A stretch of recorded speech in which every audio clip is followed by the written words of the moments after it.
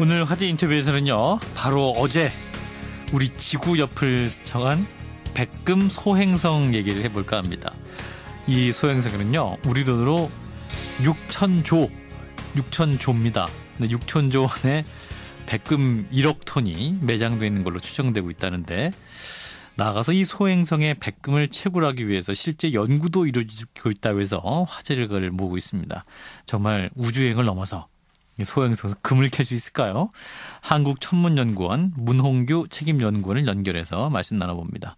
연구원님 안녕하세요. 네, 안녕하십니까. 바로 어제 지구를 스쳐 지나갔다는 일명 백금 소행성. 먼저 어떤 소행성인지 궁금하네요.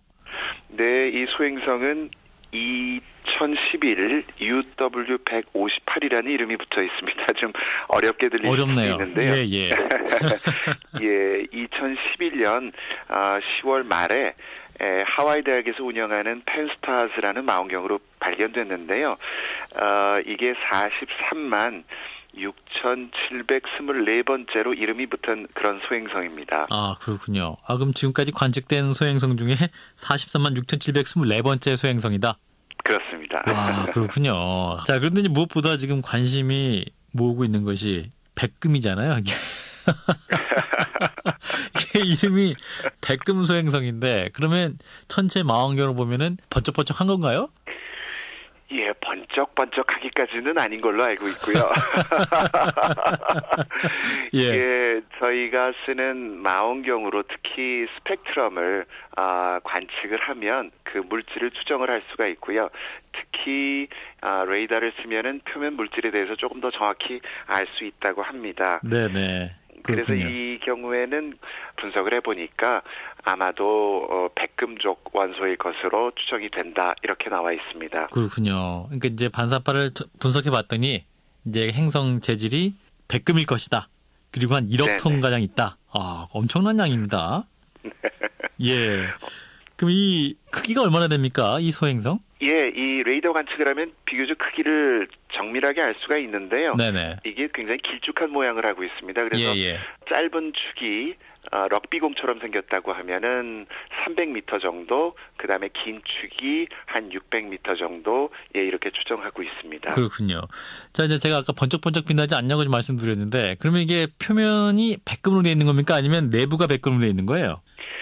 아마도 이 정도가 되면은 거의 통째로, 아직은 단언할 수 없지만 그 전체의 상당 부분이 백금이 많이 포함된 것으로 그렇게 추정이 되고 있어요. 그야말로 백금 덩어리일 확률도 있겠네요, 그러면. 네, 그렇게 의심이 되고 있습니다. 와, 이거 좀 재밌네요. 자, 그러면 이 소행성에서 백금을 채굴해도 가치가 엄청날 것 같은데, 이 소행성에서 자원을 채굴한다는 얘기가 가능할까요? 예, 실제로 미국에는 Planetary Resources라는 회사하고 Deep Space Industries라는 두 회사가 있는데요. 여기서 그 소행성을 채굴하기 위한 준비를 차근차근 진행하고 있다고 합니다. 아, 그래요. 그럼 이게 채굴 거는 누가 갖습니까? 찍으면 임자인가요? 이게 법적으로 문제가 있습니다. 그 유엔이 정하는 외계 우주에 관한 법에 의하면은 누구도 점유할 수 없고요. 하는데 또 지금 미국 의회가 교묘하게 점유하지는 않지만 활용하는 거는 가능하다는 쪽으로 그 결론을 모았습니다. 그래서 아무튼 미국 우주선이 가면은 이거를 활용할 것이고, 그러면 미국이 아마 제일 먼저 소행성의 자원을 활용하는 국가가 되겠죠. 아, 그렇군요. 만약에 이제 백금을 이 소행성에서 캔다면 어떤 용도로 쓰이는 거예요? 금덩어리, 금반지가 유통될 수 있는 겁니까? 네, 물론 아마 그럴 거라고 생각이 되고요. 그런데 이런 백금적 원소들이 첨단 산업에도 굉장히 많이 쓰입니다. 또 여기에는 히토류가 많은데요.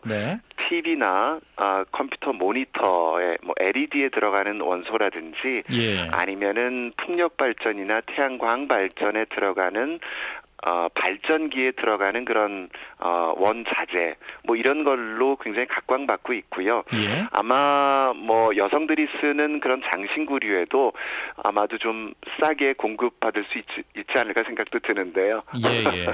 그렇군요. 근데 이게 금이 귀한 게 희귀해서 귀한 건데 소행성이 통째로 막 잡히면 금값이 좀 내려가는 거 아닌가요? 아마도 조금 내려가는 텐데 그거를 이제 통제를 하겠죠. 어느 정도 조절을 하지 않겠습니까? 네. 얼마 전에 이제 우리나라 진주에 운석이 떨어져가지고 이제 운석 헌터가 나타날 정도로 굉장히 좀 화제를 모았었잖아요. 그러면 혹시 이 백금 소행성이 또 금 부스러기를 우리 지구에 선물로 뿌리고 갈 가능성은 없습니까? 그런 일이 있으면 참 좋겠지요. 사실은 진주 운석 떨어졌을 때도 저 아는 그 지질학자 여러분들이 굉장히 고생을 많이 하셨는데요. 전화 문의 받으시느라고요. 예. 만약에 이 소행성이 지나가다가 뭔가 깨져가지고 지구로 뭔가 떨어뜨린다면은 아마 굉장한 소동이 일어날 것 같습니다. 그 떨어지는 시점이나 장소를 예측하고 이 뭐 제2, 3의 황금관 시대가 열릴 것 같은데요. 다행인지 불행인지 그럴 가능성은 거의 없는 것으로 나와 있어요. 네, 지구에 혼란을 주지 않기 위해서 떨어뜨리지 않는가 보네요. 감사한 일이죠. 자, 그리고 이번 백금 소행성 말고요. 또 황금 소행성, 뭐 다이아몬드 행성, 뭐 철강 소행성, 뭐 이런 소행성 또 있습니까? 네, 이 소행성들이 우리 지구 같은 행성들을 만들다가 남은 조각이거나 아니면 제법 성장했다가 다시 깨져 나갔기 때문에 예를 들면 어떤 행성이나 위성의 핵에 해당하는 그러니까 아주 무거운 금속들을 많이 품고 있는 것들이 그냥 날아다니거든요. 그러니까 당연히 값어치 있는 소행성들이 상당수 있으리라고 생각이 들고요. 또 우리 지구 표면에 보면은 금광이나 이런 희귀 금속들이 묻힌 그런 광산이 있지 않습니까? 그렇죠. 이게 원래는 지구가 내부가 용융돼가지고 무거운 것들은 다 가라앉아야만 합니다. 근데 이게 지표 가까운 곳에 이 광산이 있다는 것은 실제로 이런 금속들을 가진 금 같은 물질을 가진 소행성들이 충돌해서 그 남은 흔적이 그런 금광이고 또 이런 유용한 금속들이 묻힌 그런 광산이라고들 많이 얘기를 합니다. 그렇군요. 그럼 실제로 못 찾아서 그렇지 다이아몬드 행성이라든지 황금 소행성도 존재할 수 있겠네요. 네, 일부 뭐 있겠죠. 오늘 아침에 박사님 때문에 굉장히 재밌는 즐거운 상상을 하게 되네요. 아무튼 방송 들으신 분들도 오늘 꿈에 또 이 백금 소행성, 황금 소행성 또 만나시면 좋겠어요. 네, 말씀 잘 들었습니다. 네, 감사합니다. 한국천문연구원 문홍규 책임연구원과 함께 말씀 나눠봤습니다.